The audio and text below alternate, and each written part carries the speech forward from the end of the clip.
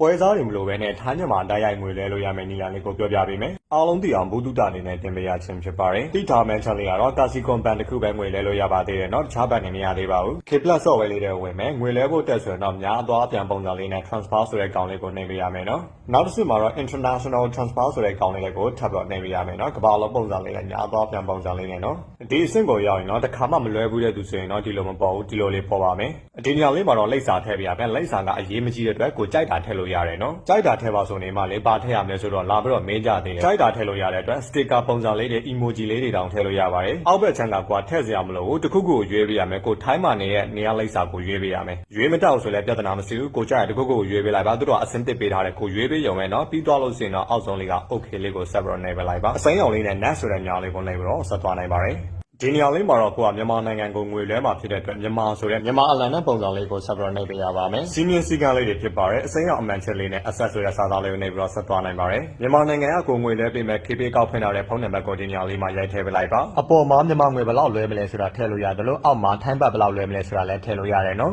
။ဒီနေရာလေးမှာတော့ဘာကြောင့်ငွေလဲတဲ့ဆိုတာကိုတခုခုရွေးပေးလိုက်ပါကိုကြိုက်ရရွေးလို့ရပါတယ်။ပတ်သက်မှုဆိုတဲ့ညာလေးမှာတော့ကိုငွေလဲပေးလိုက်တဲ့သူနဲ့ကိုနဲ့ကဘယ်လိုပတ်သက်မှုရှိလဲပေါ့နော်ကိုကြိုက်ရတခုခုကိုရွေးပေးလိုက်ပါဒါလေးတွေကလုံးပြီးသွားပြီဆိုရင်တော့အစိမ်းအောင်လေးနဲ့ net ဆိုတဲ့ညာလေးကိုနှိပ်ပြီးတော့ငွေလဲနိုင်ပါပြီအားလုံးသိအောင်ဘူးတုတအနေနဲ့တင်ပေးရခြင်းဖြစ်ပါတယ်အားလုံးကျေးဇူးတင်ပါတယ်